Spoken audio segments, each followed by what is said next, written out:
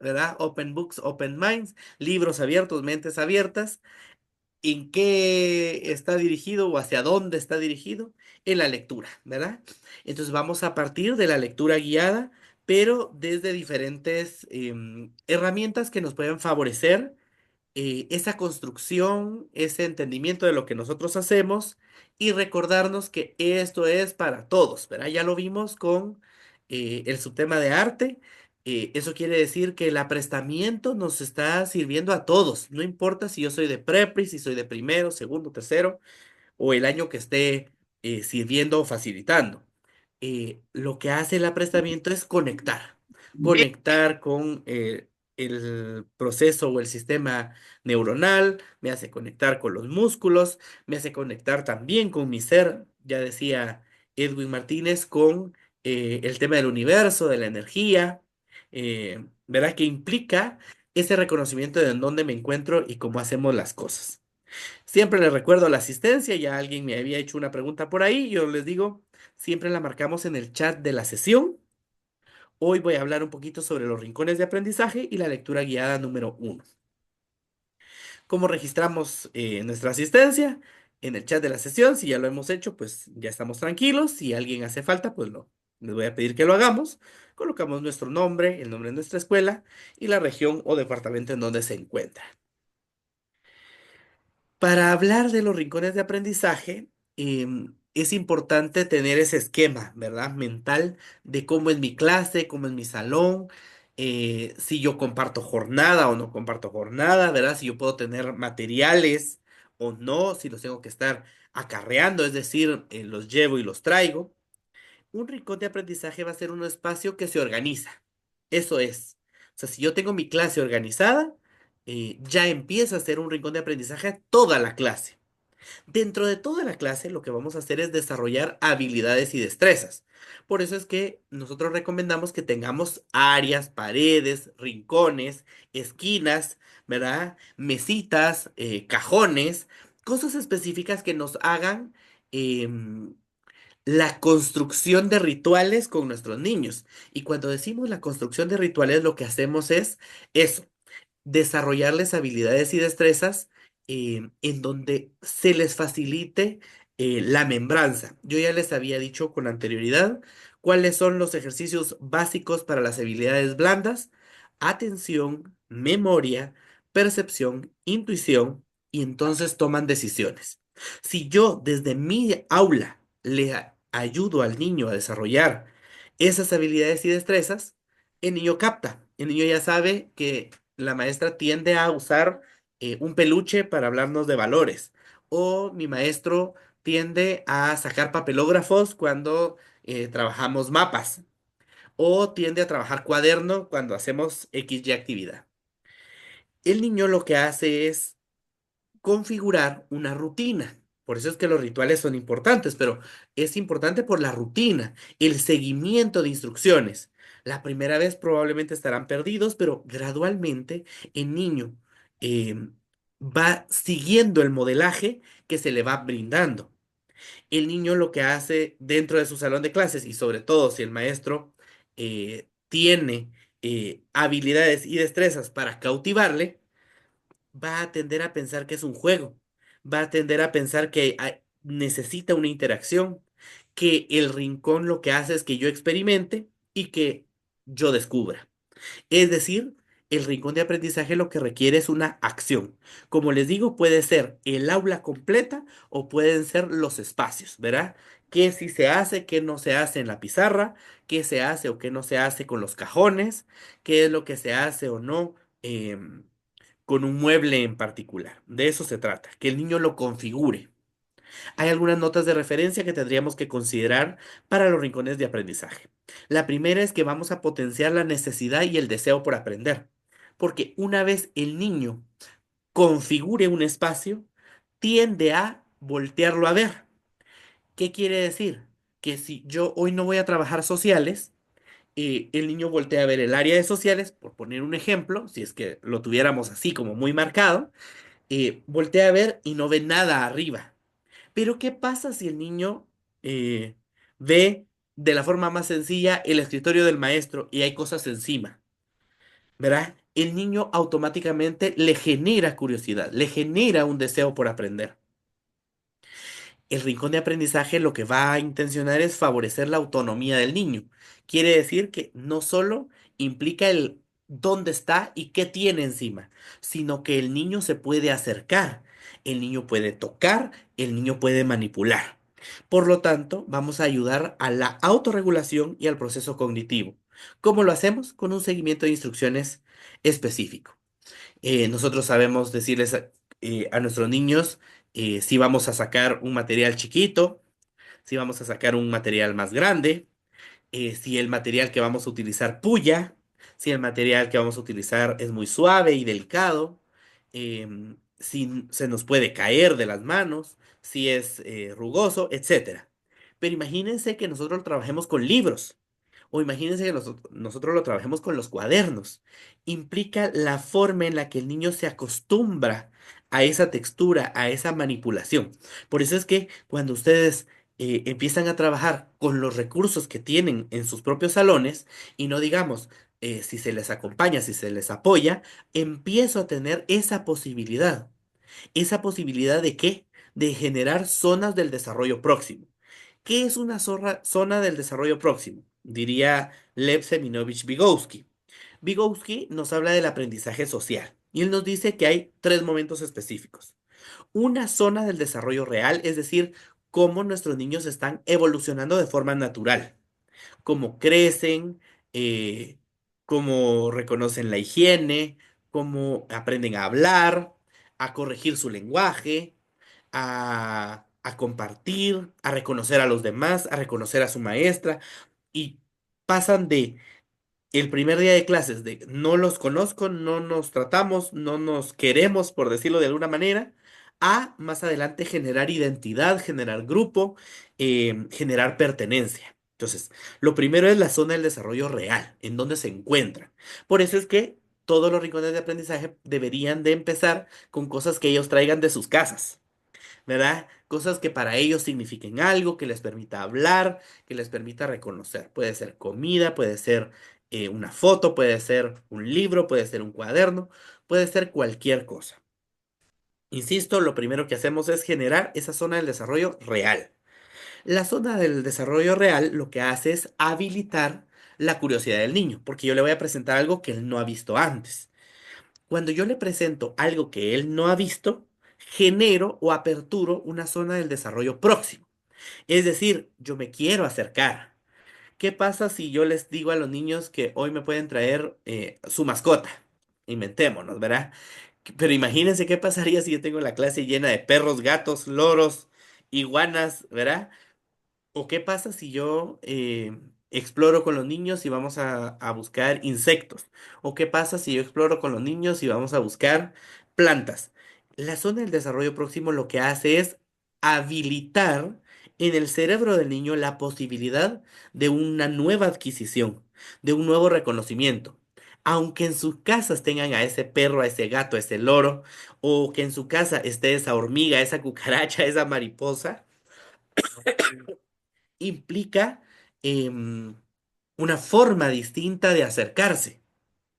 Cuando el niño pasa por la zona del desarrollo próximo, habilita su aprendizaje, habilita su interés, entonces genera una zona del desarrollo potencial, porque entonces el niño crea imaginación, crea posibilidades eh, de vida, de muerte, de color, ¿verdad? De sensación, de sabor, de gusto, de disgusto, de agrado, desagrado, de pasar por esa experiencia de lo que es correcto a lo que es incorrecto. ¿Me explico? Cuando el niño pasa por esa zona del desarrollo potencial, automáticamente, cuanto más familiarizado esté, se empieza a incorporar a la zona del desarrollo real.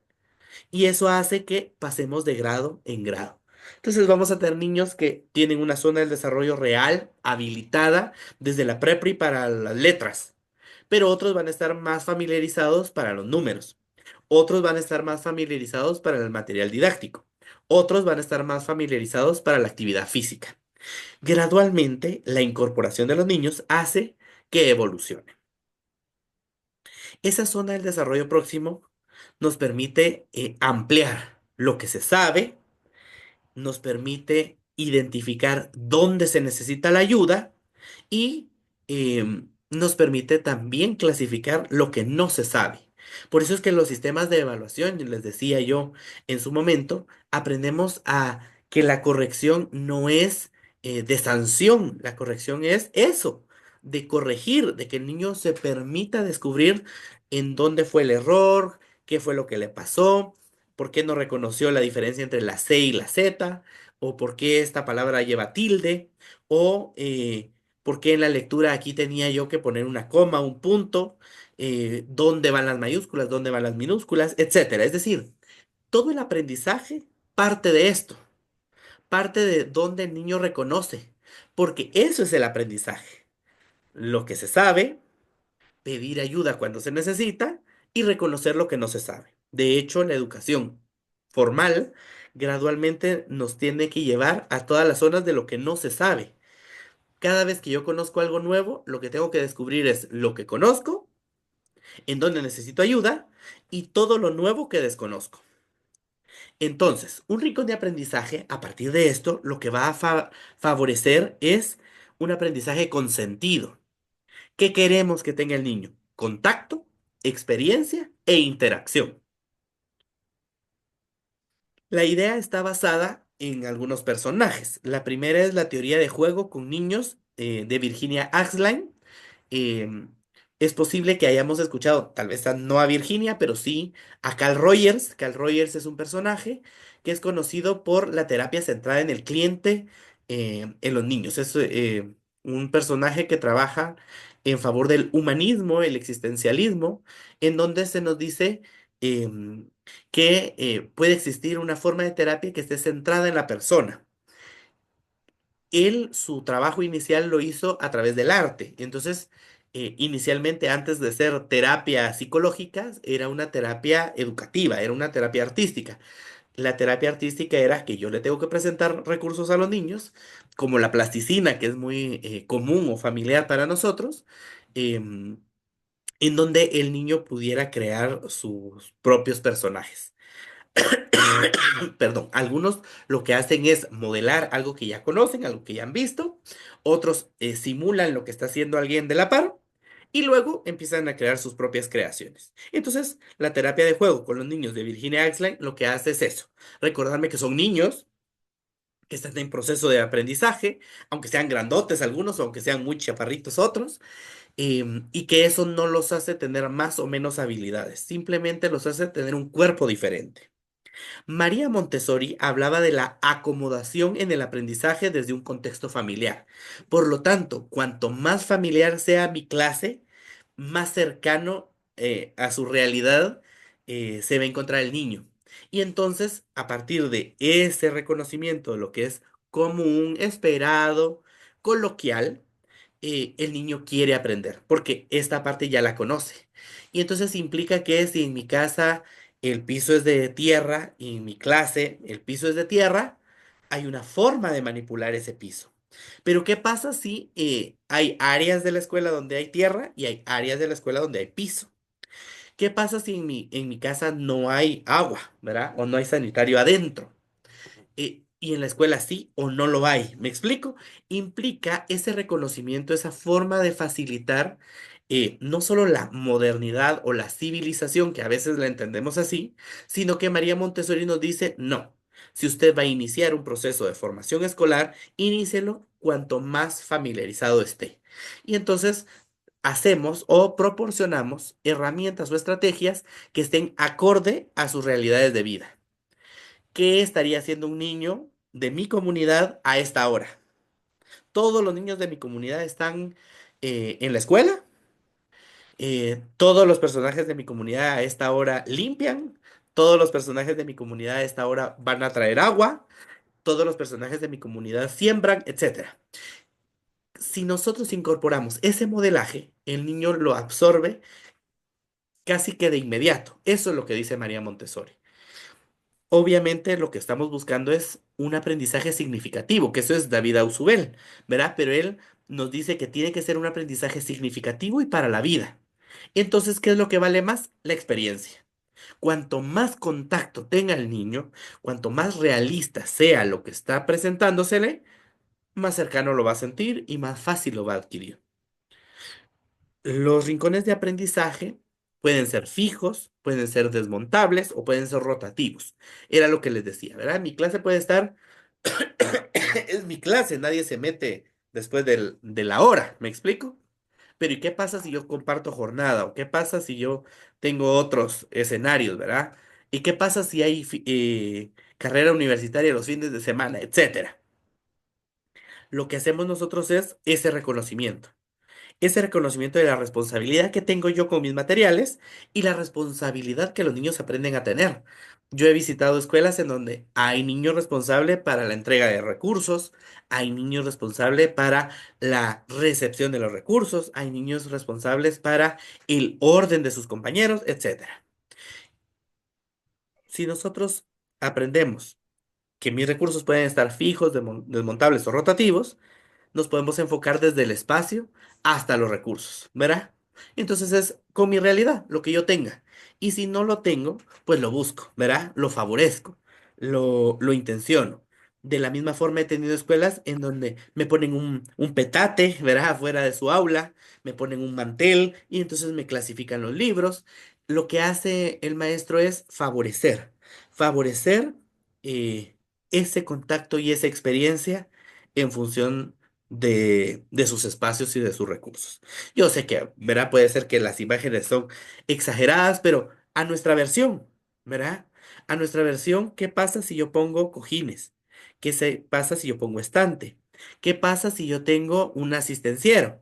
¿Qué pasa si yo tengo figuritas? ¿Verdad? El niño empieza a sentirse cómodo con esas figuritas, con ese castillo, con esos colores, con esas letras. Si el niño las puede tocar, ¿verdad? Entonces a veces las emplasticamos o las pasamos tape, ¿verdad? Implica, vuelvo y repito, esa posibilidad de entrar en contacto. Algunos intentan poner sus rincones de aprendizaje cerca de ventanas porque pueden poner plantas, pueden poner eh, sus asistencieros o sus rotularios, pueden poner relojes, pueden tener muebles, ¿verdad?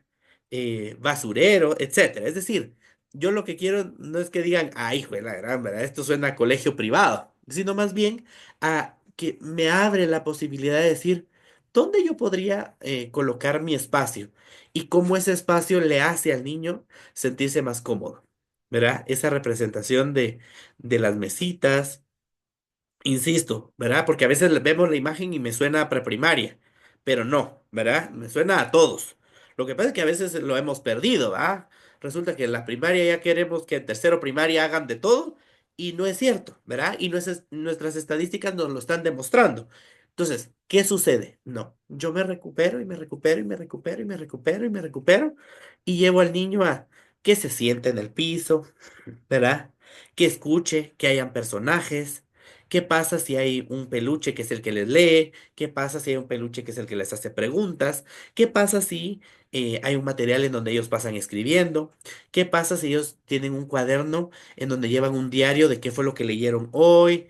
¿Qué fue lo que aprendimos? ¿Cómo hacer para que regresen al mismo libro si no lo terminaron la vez anterior? Etcétera. Insisto, ¿verdad? Es nosotros tener esa posibilidad de enganchar con ese aprendizaje oportuno y gradualmente incorporarles cosas. Entonces yo puedo trabajar lo que yo quiera. Insisto, yo lo menciono así porque a veces creemos que la lectoescritura solo es para que lean y escriban, cuando en realidad estamos trabajando todas las áreas. Entonces estoy buscando que los niños sepan en dónde buscar sus recursos, si hay juguetes, no hay juguetes, si hay papel, dónde dejan sus mochilas, si nosotros trabajamos las emociones o cómo está el estado del clima, dónde están los crayones se comparten, la goma se comparte, ¿verdad? ¿Cómo lo hacemos? De eso se trata. Perdón que estoy un poco malito de la garganta. ¿Qué es lo que hace el que yo trabaje en mi aula un rincón de aprendizaje? Va a ser la antesala a una biblioteca formal escolar. Va a ser lo que nos permita una interacción entre compañeros dentro y fuera del aula. Y va a ser totalmente manipulativo y adecuado a sus edades, ¿verdad? De eso se trata, el que usted lo logre reconocer. Porque si yo tengo un rincón de aprendizaje, perdón que... Ah, es que yo estaba va de ver. Ay, muy fina Estela. Y yo veía que me salía aquí la ventanita, pero me volvía a salir el mismo mensaje que sí, yo no me estaba moviendo en el chat.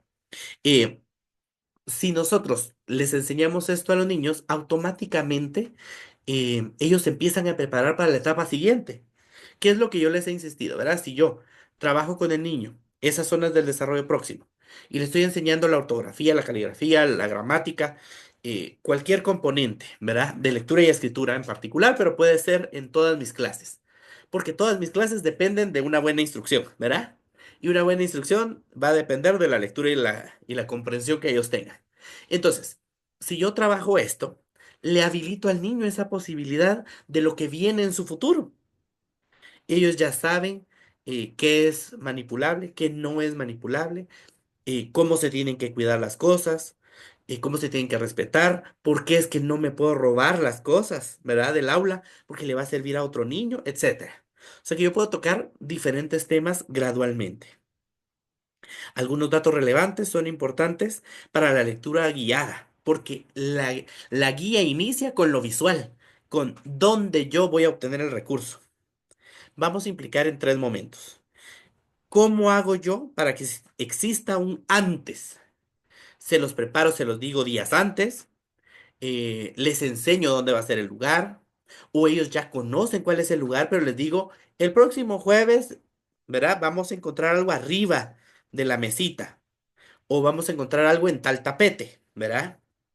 Durante, ¿qué sucede durante la actividad? ¿Cómo ellos comprenden que vamos a contar los materiales? ¿Por qué? Porque nos va a servir la próxima semana o le va a servir a otro niño más adelante. Y que hay materiales de diferentes niveles, ¿verdad? Porque en algún momento ustedes preguntaban, ¿por qué la biblioteca trae desde chiquititos, desde algo muy básico, a algo muy elaborado? Precisamente porque yo me tengo que adaptar a cómo usted está planificando sus clases, porque usted puede diseñar, modelar o gestar sus recursos a partir de lo que sí tiene. Y entonces puede ser que hay cosas que no las leen ellos completas, ¿verdad? Y usted dice, ay, no, este es un texto muy elevado. Pero tal vez en mi actividad yo puedo poner, este libro lo voy a usar cuando yo lo leo. O voy a ponerles el reto, ¿verdad? ¿Quién dentro del rincón de aprendizaje va a trabajar en función de retos? ¿Quién dentro del rincón de aprendizaje va a trabajar por proyectos? ¿Quién dentro del rincón de aprendizaje va a trabajar por modelaje, etcétera? Y luego, lo posterior. ¿Qué sucede después? Dejamos las cosas ordenadas, dejamos el lugar limpio, dejamos las cosas subidas, las sillas organizadas, etcétera. Lo que nosotros hacemos es involucrar a nuestros estudiantes y reconocer desde la responsabilidad mía que ellos también pueden ser responsables y pueden aprender. Entonces, si yo parto de este rincón de aprendizaje, la lectura guiada debe tener un buen inicio porque ya visualmente se nota, ¿verdad? Si yo tengo un material, si yo tengo un libro nuevo, si yo tengo un libro a colores, ¿verdad? Si yo tengo una fotocopia, si yo tengo una hoja, lo que yo tenga, le permite al niño construir su mente. Entonces, la lectura guiada va a ser un método de enseñanza altamente efectivo que se imparte en grupos. Tras una evaluación, el docente lo que hace es agrupar a los lectores que se encuentran en etapas de desarrollo similares. Si yo reconozco que estos niños están un poquito más avanzados, yo clasifico los recursos que van a ser para esos niños. Aunque yo en algunos momentos permita la rotación o permita la libertad, reconozco que la lectura guiada no es lectura independiente. La lectura guiada es guiarlos, que ellos tengan un modelaje, que ellos sepan que hay una forma de hacerse, cómo se lee, cómo se respira, cómo se reconoce, qué diferencia hay cuando tenemos letra de imprenta o qué diferencia hay cuando tenemos letra molde o qué diferencia hay cuando tenemos letra carta, ¿verdad? Si a nosotros mismos nos impacta, imagínense a un niño chiquito. Los niveles de la lectura guiada van desde preprimaria hasta sexto primaria, entonces se va a trabajar en relación al nivel. Desde lo más sencillo sería identificar esos niveles inicial, intermedio o avanzado. No nos hagamos bolas. Durante el tiempo de lectura guiada, cada día el profesor utiliza el libro, ya sea proyectado, ¿verdad? Si yo tengo ese recurso de cañonera o de apuntador, o la presentación de mis libros, ¿verdad? Sabemos que hay diferentes tamaños y eso implica el espacio y la cercanía que el niño necesita tener con el material. Y entonces lo que hacemos es que vamos a utilizar la proyección de ese libro, ¿verdad? La forma en la que lo tengamos. Vamos a leerlo de una forma oral con los niños, instruyendo a los estudiantes en aspectos científicos del texto a medida que avanza. Los maestros lo que hacen es detenerse, vamos a leer, vamos a hacer preguntas, vamos a apoyar a los estudiantes para discutir la historia y pensar en ella. ¿Y cómo pensamos en la historia? El antes, el durante y el después. No sé si ustedes se dieron cuenta, ¿verdad? El que yo les dejara un ejercicio que ustedes dicen, ¿cómo la infografía era sobre rincones de aprendizaje? Pero la actividad de la semana era que revisáramos un material que es un libro, em, ¿cómo se llama? Una obra de teatro que se llama Los árboles mueren de pie. Uy, dicen ustedes, ¿verdad? ¿Qué implicaba? Ah, implicaba el que estoy recibiendo el recurso, estoy recibiendo el material y se nos empieza a guiar. Porque algunos ya hicimos el ejercicio, otro montón no, ¿va? Entonces, ¿qué es lo que hacemos? Vamos a reforzar la correspondencia uno a uno entre el lenguaje hablado y el lenguaje escrito. Ese va a ser nuestro principal objetivo. Reforzar. ¿Qué voy a reforzar? La correspondencia. ¿Qué es la correspondencia? Lo que hemos entendido que es un mensaje. Tiene que haber un emisor y tiene que haber un receptor. Pero lo más importante es que tiene que haber un mensaje, hablado o escrito. Vamos a generar confianza y fluidez una vez usemos y repitamos nuestros recursos. ¿Cuáles son nuestros recursos? Imágenes, letras, la lectura y los ejercicios. Ellos mismos, dijéramos, ya están esquematizados. Claro, puede ser que yo trabaje una unidad con un esquema, con un sistema, y les diga a ellos, bueno, vamos a cambiar de unidad y va a cambiar el sistema. La pregunta va a ser distinta o vamos a dejar la participación de alguien dentro del salón, vamos a trabajar con un dado, vamos a trabajar con una pelota, vamos a trabajar con la lechuga de las preguntas, etcétera. Lo que hacemos es aplicarlo de manera correcta al revisar un material. Lo que hacemos es enfocarnos en el espacio y por ende en el momento de aprendizaje. Insisto, yo tengo que tener claro qué pasó antes, qué está pasando durante y qué va a pasar después si yo saco este recurso o si yo saco este material, ¿verdad? Hay un libro muy bonito que compartimos nosotros em, que también lo pueden recibir de forma digital, ¿verdad? Ustedes gradualmente lo van a recibir, eh, que es el ciclo del agua, o el ciclo del huevo, o el ciclo de la leche, el ciclo del chocolate, ¿verdad? Etcétera. Pero, ¿qué sucede cuando yo trabajo esos ciclos? Lo que hago es anticipar, ¿verdad? Preparar, preguntar quién conoce, quién ha tenido la experiencia. Ya les había dicho, ¿verdad? Como en nuestro ejercicio, iniciamos desarrollando competencias y aperturando el interés por el material. Entonces yo les pregunto, ¿verdad? Sobre todo, si alguien ya lo había leído y ya lo había visto, pues ya sabe un poquito más. Y es bienvenido a su participación. Pero imagínense qué pasa en nuestro cerebro cuando nos dicen los árboles mueren de pie. ¿Qué ocurre en mi pensamiento? ¿Qué pensamos? Alguien que me quiere decir qué pasa en su cerebro cuando yo le digo los árboles mueren de pie. ¿Qué decimos? ¿Qué pensamos? En lo que ustedes se deciden a hablar, yo voy a tomar agua pura.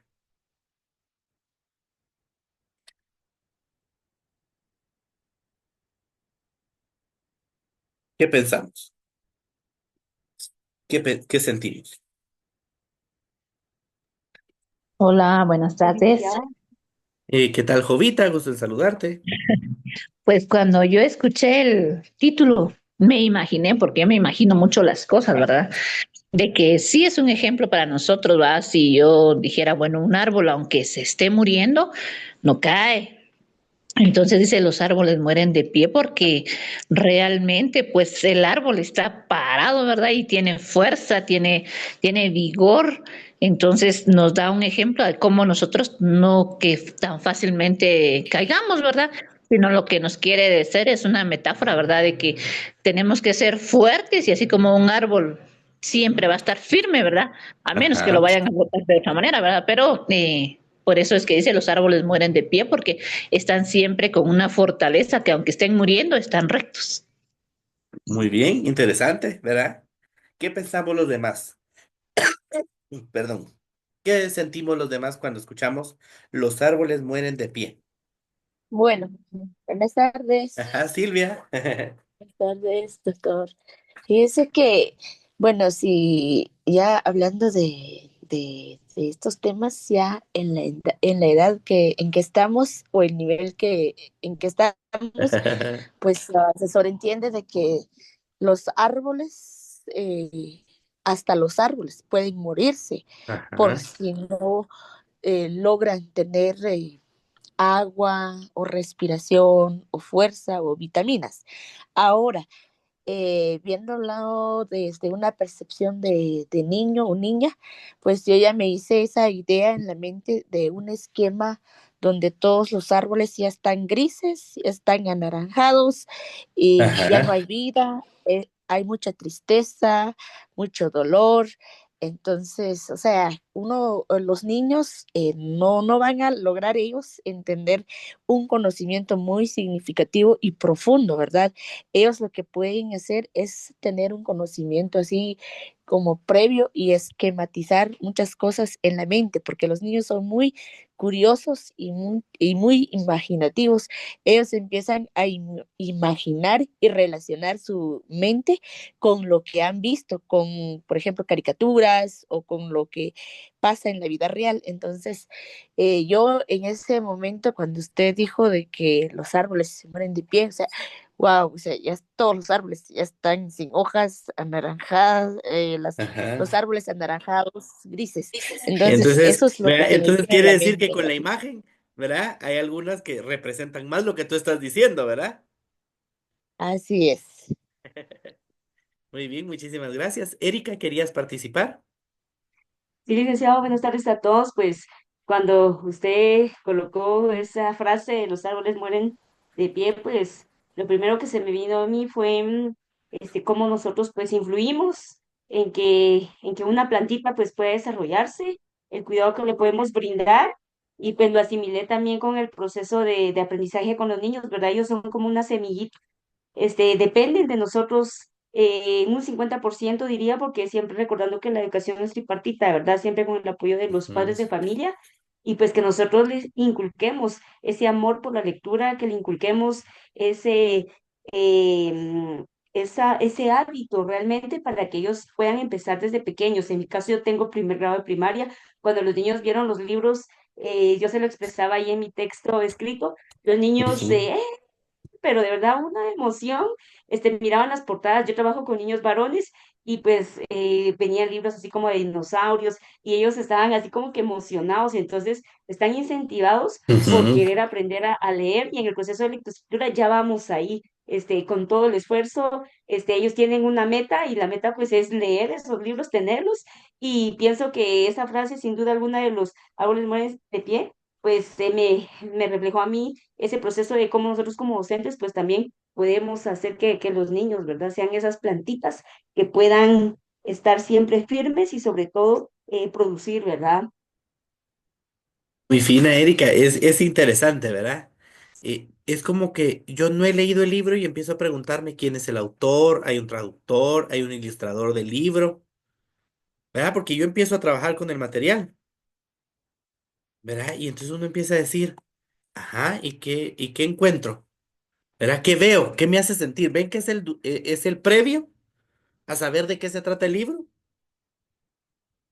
Imagínense que yo les cuento que Alejandro Casona es su seudónimo. ¿Alguien sabe cómo se llama realmente Alejandro Casona? Insisto, ven que mi cerebro conecta de forma distinta cuando, uy, me cambian el proceso. Y claro, porque lo que estamos hablando es que me van a guiar. Miren, Heidi pone, yo le pregunté a mis niños qué entendían por eso y unos me dijeron árboles secos, que no tenían hojas, que no le echaron agua, un árbol que se murió. ¿Ah?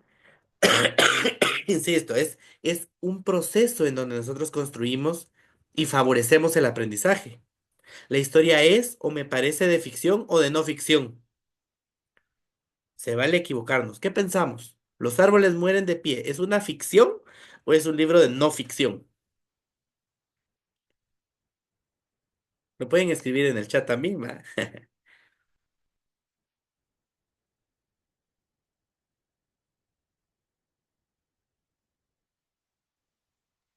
Yo pienso que es ficción. Ajá. Libro de ficción, de ambos, dice Wilfredo. A mí, cuando yo trabajo esta parte del antes, a mí me gusta trabajar tres palabritas. Yo les digo a los niños, ¿verdad? Sobre todo cuando lo trabajo con niños, pero también lo he trabajado con adultos.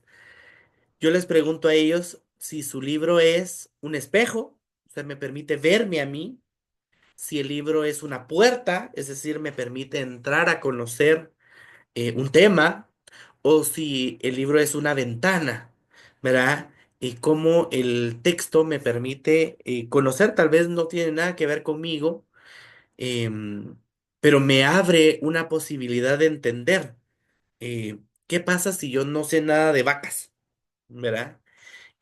Porque les cuento que esto ha pasado en todo el mundo, ¿verdad? Hay niños que creen que la vaca, o sea, que la leche viene de la refri, ¿verdad? ¿Y por qué la caja de la leche tiene un dibujo de una vaca? ¿Verdad? O sea, imagínense el impacto que tiene en el cerebro de un niño el reconocer que esa leche sí viene de la vaca. O al revés, ¿qué pasa si mi niño sí conoce la leche de vaca o sabe que viene de la vaca y dice, ¿y cómo es que hay leche en polvo? ¿O cómo hay diferentes tipos de leches? ¿O cómo es que se hace la leche de soya? ¿Me explico? Es decir, la construcción del pensamiento es una concatenación, es decir, un seguimiento de pasos y de procesos. Por eso es que la lectura guiada es muy importante para nosotros a cualquier nivel. Ya Ani nos dice, miren, si alguien ya leyó o vio la obra, ¿qué piensa al respecto? Y miren, Ani Rodríguez nos pone, no es ficción, se trata de la lucha, de la esperanza y de la dignidad. Díganme qué no, qué me genera al escucharlo de esta forma. Incluso sin, sin yo contarles la historia completa. Imagínense que la historia inicia con que una muchacha se intenta suicidar y hay una empresa que se dedica a rescatar gente. Y la van a rescatar a ella. Ella se está intentando suicidar, pero la van a rescatar. Entonces la invitan a formar parte de la empresa. ¿Y qué es formar parte de la empresa? Nos vamos a volver actores, actrices, porque vamos a rescatar gente. Y entonces ellos tienen que ir a rescatar a una ancianita. Y aquí ya dije un montón de la historia, ¿verdad? Y entonces vamos a encontrar que en la mayoría de lecturas van a haber elementos muy reales y hay otros que van a ser muy fantasiosos. ¿Verdad? Claro, cuanto más técnico sea mi recurso, que eso es lo que me pasa. Esa es la diferencia que a veces siento en mis materiales de sociales, de ciencias naturales o de matemática, con los de lectura y escritura. Porque siento que los de lectura y escritura se van mucho hacia la ficción y los otros se van mucho a la realidad. Pero lo que yo tengo que hacer es combinar, hacer que mi niño piense, que mi niño sienta. Entonces, cuando yo les digo, imagínense, inicia el libro, inicia la obra con una muchacha que se quiere suicidar. Ya les conté que hay una empresa que se dedica a rescatar a esta gente. Y entonces, ¿podemos predecir qué ocurrirá en la historia? Y ya lo vimos anteriormente, ¿verdad? Algunos se fueron con los árboles, la naturaleza, alguien hizo la analogía con sus estudiantes. Pero ahora pensémoslo, en la misma historia. Ya me contaron que la historia inicia con el intento de suicidio de una muchacha. Y hay una empresa que se dedica a salvar gente, ¿verdad? Y entonces le invita a formar parte de la empresa, que se vuelve una actriz de la empresa, y que en su representación lo que haga es ayudar a alguien. ¿Qué pensamos? ¿Qué sentimos cuando yo los digo ya de esta forma? Vemos que la guía empieza a cambiar, vemos las zonas del desarrollo próximo, zonas del desarrollo real, zonas del desarrollo próximo, porque si yo conozco, me siento aterrizado, pero si no conozco, uy, ¿verdad? Me empieza a generar algo por dentro. ¿Qué pensamos? ¿Qué sentimos? ¿Quieren que diga más cosas de la historia? Eh, ¿Verdad? Porque puede ser que quieran hablarme de lo que ustedes creen o puede ser que quisieran que yo les cuente más sobre la historia. ¿Qué pensamos? ¿Qué sentimos? ¿Qué dirían ustedes?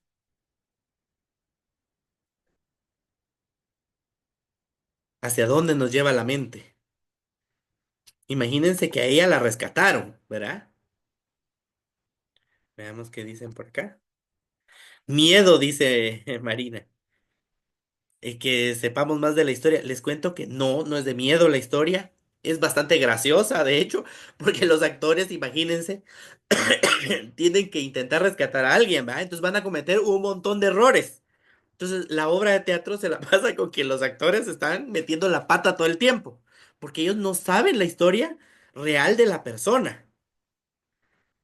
Imagínense, ¿verdad? ¿Cómo va? Otra pequeña cápsula de la historia para deducir. ¿Verdad? Curiosidad, dice Jovita. Insisto, eh, en vez de no es no es una historia de terror, ¿verdad? Sino que es una historia en donde la chica se va a enamorar, donde la chica va a crear familia, donde la chica y otro chico, que es con el que se enamora, tienen que... ¿qué están escribiendo? Es una historia romántica y no gira en torno a ellos. O sea, porque eso es lo más interesante. Gira en torno a una abuelita que perdió a su nieto hace muchos años.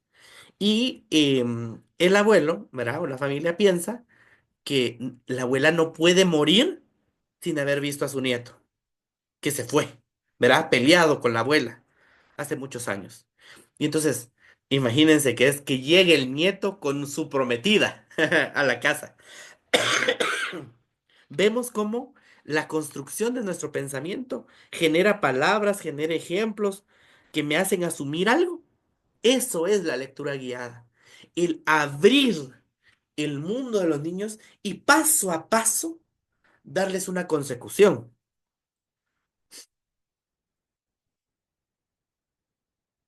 ¿Verdad? Yo pregunto, no sé si alguien le dio una revisión general al texto o ya lo había leído antes, ¿verdad? Ahora sí, ya es qué contiene ¿verdad? ¿En qué contexto está? Debo pensar en alguna época o en algún momento. Hay muchos personajes por donde pienso que irá la historia. ¿Lo vemos? Es una consecución de pasos, ¿verdad? Entonces se vuelve un pequeño proyecto con nosotros.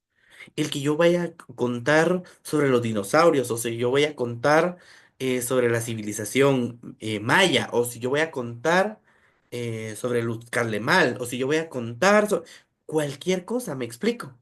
Porque lo que hago es incentivar, voy a guiar esa curiosidad. ¿Tenemos alguna experiencia que conecte con lo que creo que será la lectura? ¿Verdad? Las frases conectan con lo que yo pienso o siento, ya no lo dijeron, ¿verdad? Porque hay alguien que se fue por un lado, alguien se fue por el otro. Y imagínense por dónde me fui yo. Ah, les sigo contando, ¿verdad? No solo tienen que representar al nieto y a la nieta, sino todo lo que pasa a su alrededor, porque el nieto tenía que haber sido exitoso. Entonces el nieto tiene que contar em, sobre su carrera, sobre su trabajo, pero es alguien más que está...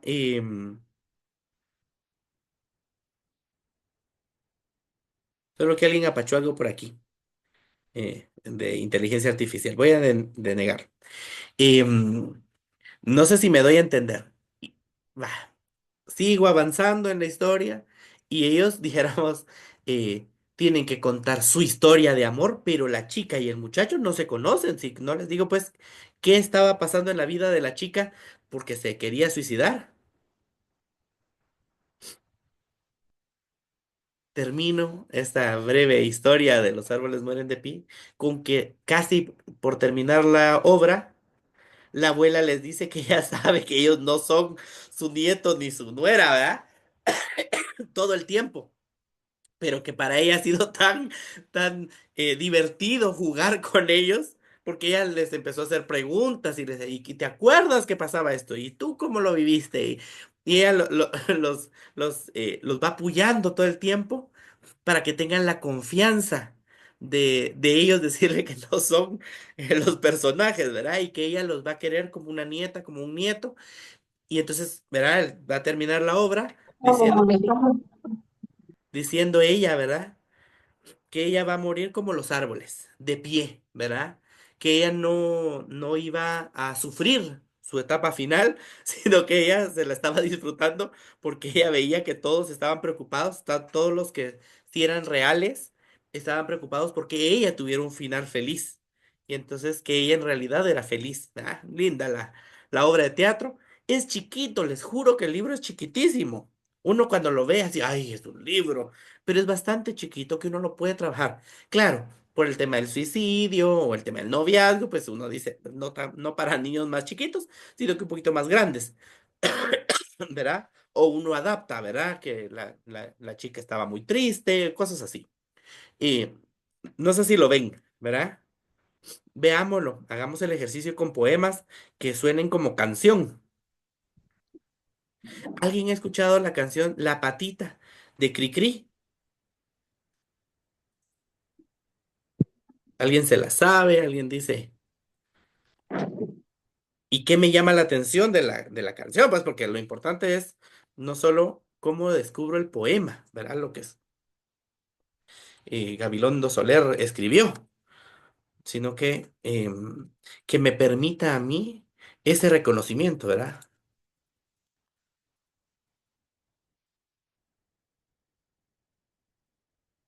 ¿Alguien se sabe la canción de La Patita? Simplemente la voy a ver de presentarles en pantalla. Lo estoy buscando en Google para que ustedes vean que no es una cosa de secreto, ¿verdad? ¿Me confirman si la pueden ver? Pues miren, La Patita, porque estamos viendo el Sí se poema. mira. Gracias. De canasta y con rebozo de bolita. Va al mercado a comprar todas las cosas del mandado. La patita va corriendo y buscando en su bolsita centavitos para darles de comer a sus patitos. Porque ella sabe que al retornar, toditos ellos preguntarán, ¿qué me trajiste, mamá cuacuá? ¿Qué me trajiste, cuacuá, cuacuá? La patita, y aquí es donde algo me llama la atención, porque yo había escuchado la canción, pero jamás me había percatado que decía, como tú de canasta y de rebozo de bolita, como tú, se ha enojado, como tú, por lo caro que está todo en el mercado. Sus patitos van creciendo y no tienen zapatitos. Y su esposo es un pato sinvergüenza y perezoso que no da nada para comer. Y la patita, pues, ¿qué va a hacer? Cuando le pidan, contestará, coman mosquitos, cuaracuacuá. Interesante, ¿verdad? ¿Qué nos evoca? ¿Qué nos evoca el recuerdo que yo tengo de la patita, ¿verdad? Y, y que yo se lo diga de esa forma ahora. ¿Qué pensamos? ¿Qué sentimos?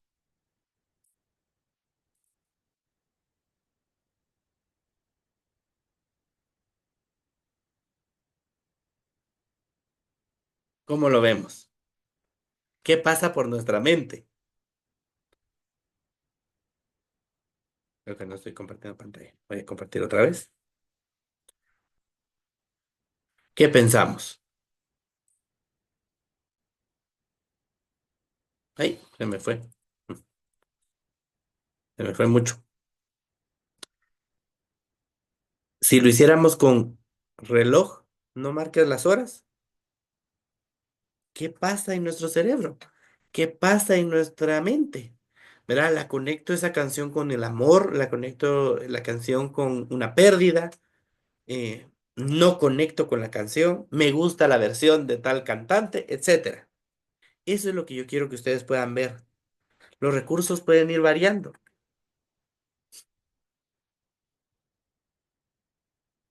¿Cómo mirarte de Sebastián Yatra?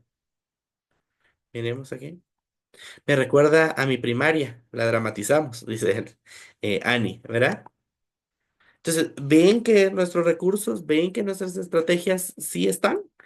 Lo importante es cuando yo me sitúo. Entonces, vuelvo y repito, hoy he ido hablando de diferentes cosas. Hoy hablé de rincones de aprendizaje, hoy hablé de la zona del desarrollo próximo y hoy hablé de la lectura guiada. Y los tres componentes se entrelazan. ¿Y cómo mirarte? Dice la canción. No sé si alguien ya ha visto la película La vida de Pi. Hay libro, ¿verdad? Muchas de nuestras películas en realidad tienen un libro. Les cuento que esto les encanta a los niños, claro. ah, Se va a tardar uno un cacho, ¿verdad? En hacer este club de lectura y que ellos se sepan la historia y luego que la vean y eso que están viendo tenga color, tenga representación. Es que imagínense el impacto que tiene para un niño eso. El que yo le lea un libro de Harry Potter y después le presente la película. Insisto, ¿verdad? Yo lo voy a introducir, yo lo voy a llevar a que él sienta, perciba, construya, elabore. No sé si alguien ha visto esta película o ha leído este libro, La vida de Pi. Imagínense esta película. Vamos a ver aquí, que están escribiendo por acá.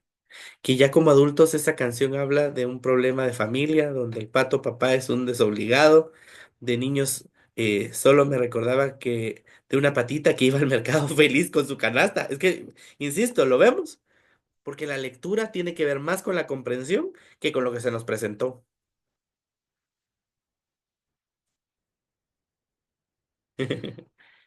¿Verdad?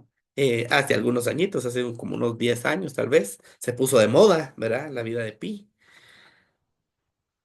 Y Jean Martel se supone que es el personaje principal, que es un hindú, imagínense, ¿verdad? Si yo les contara la historia. Es un hindú que sus papás son dueños de un zoológico. Y al zoológico les llevan un tigre de Bengala. ¿Qué sucede?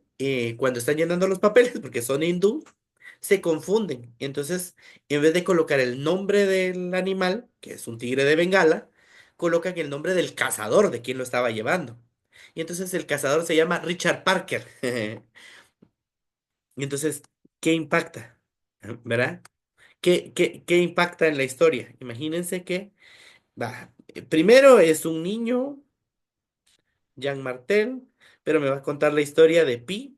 Entonces, Pi es el seudónimo porque se llama Piscine Montaigne y cómo en su vida él le tocó vivir una experiencia un poco traumática y la experiencia traumática es, como ya les conté, que su familia eran dueños de un zoológico en la India, entonces quiere decir que tenían recursos.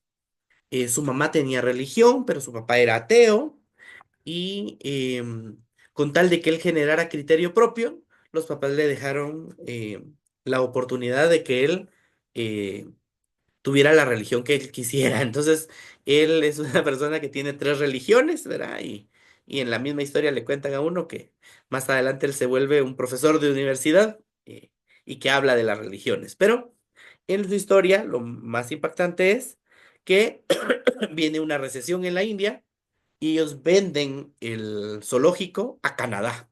Entonces tienen que viajar en barco con los animales. Para mala suerte, el barco naufraga. Y a la hora de naufragar, queda un bote, queda una lancha, en donde queda vivo Pi, Richard Parker y algunos otros personajes. Pero entonces imagínense cómo va a sobrevivir Pi, que todo el tiempo Richard Parker se lo quiere comer. Insisto, ¿verdad? Eh, Vuelvo y repito, ¿verdad? Ven cómo cuando a mí me empiezan a contar una historia como que, uy, me evoca algo. Y entonces está el libro, es un libro un poquito larguito, pero hay película también. Entonces, ¿qué implica?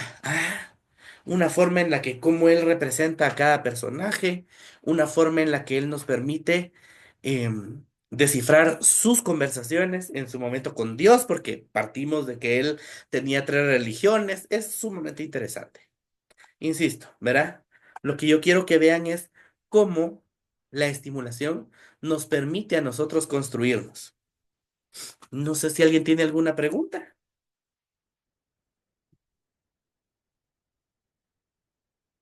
¿Cómo les pareció el tema? Insisto, hablé de tres cosas puntuales. De los rincones de aprendizaje, hablé de las zonas del desarrollo próximo y hablé de la lectura guiada, que es para todas las edades. La verdad, licenciado, me pareció bastante interesante el tema del rincón de aprendizajes. Quiero compartirle de que yo comparto aula con una docente, Ay, ay, específicamente ay. pues es nocturna y los estudiantes que llegan por la noche pues son de edad adulta. He tenido Ujú. mucha complicación en cuanto a mi clase porque yo no puedo dejar ni un lápiz o un crayón porque al día siguiente ya no aparece. Entonces, Ni un ya papelito, ¿verdad? sí, ya tuvimos un diálogo con la directora de la noche y pues bendito Dios, este año llegó una nueva docente, entonces a ella le dejaron mi clase y pues ahorita ya ha habido un poco de mejoría. En mi clase no puedo dejar los libros porque obviamente si se me pierde un lapicero, ya se imaginarán ustedes, ¿verdad? Entonces yo estoy dejando por el momento mi material en la clase de otra maestra en donde no utilizan esa clase o en dirección y todos los días estoy pasando mi material, todos los Ajá, días usted estoy lo pasando. lleva y lo trae. Ajá. Ajá. Ahorita ando en el proyecto de cotización, ¿verdad? De algún mueble cotizado. Y entonces ahorita estoy en ese proceso para tener un lugar más seguro y pues voy a tener yo mi rincón, mi espacio y qué quisiera yo tener ahí mi alfombrita, mis almohadones, o sea, un espacio así, pero al día siguiente que yo veo, pongo material, el material está tirado y ni siquiera se dignan a recogerlo o a veces lo desechan porque como para ellos no vale, pero para mí una ramita, por decirle de papel, para mí tiene mucho valor y significado, ¿verdad? Porque pues decora mi clase, una consonante que se me cae, pues ellos lo agarran y lo tiran y cuando para mí pues es de gran valor, ¿verdad? Todo ese material didáctico. Entonces he tenido un poquito de dificultad en cuanto a eso, pero estoy en ese proyecto, ¿verdad? De poder crear mi rincón, que obviamente pues sé que esa es la finalidad principal, ¿verdad? En cuanto al material que ustedes nos brindaron. Muchísimas gracias, Erika. ¿Alguien más? ¿Algo que les haya llamado la atención o algo que tengan alguna consulta? ¿Qué pensamos? ¿Cómo nos sentimos? Gracias por marcar sus asistencias. ¿Todo bien? ¿Se fue entendiendo todo lo de hoy?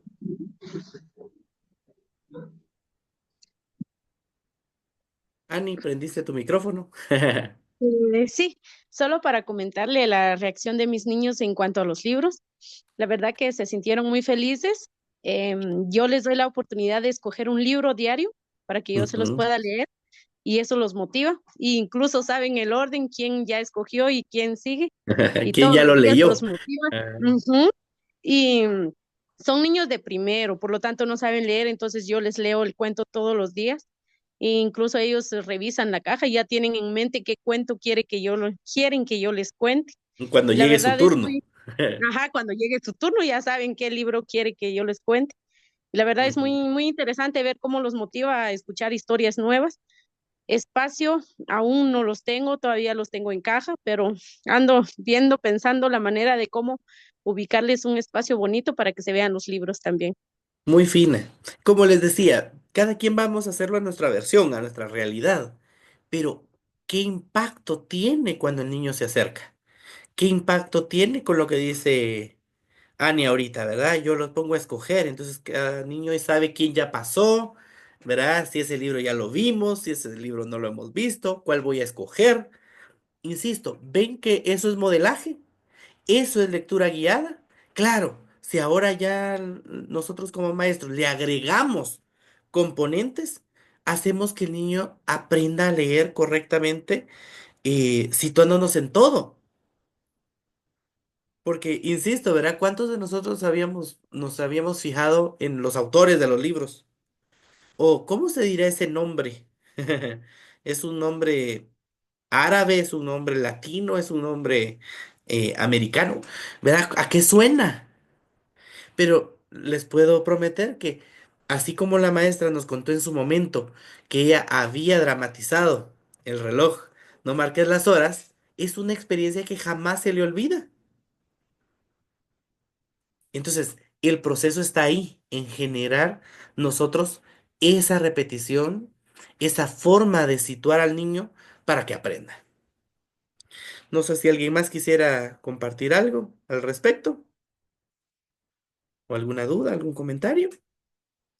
Si no, pasaríamos a la toma de nuestra fotografía para evidenciar que estamos participando el día de hoy. Entonces, si me hacen el favor de prender sus cámaras, aquí estoy viendo a Nelvin Manuel. Jovita ya va a aparecer porque me aparecía como oscuro. Ahí están ya varios, ¿ve? Muy Buenas bien. noches, doctor. Gracias, gracias. Álvaro. Buenas noches, doctor. Gracias. Pues chica, en la casa o en la escuela de Álvaro se ve como que fuera a las 10 de la mañana. Eso sí es tener luz. Son mentiras, son mentiras. Voy a tomar la primera fotografía a la 1, a las 2 y a las 3. Denme un chancecito. Así las pego para que oficialmente tengamos nuestro recurso. ¿Tá? Movernos de pantalla a la 1, a las 2 y a las 3. Gracias. Y como siempre les cuento, yo tomo una tercera por si alguien se había escapado. Muy bien, a la 1, a las 2 y a las 3. Listo. Muy bien, voy a detener la grabación.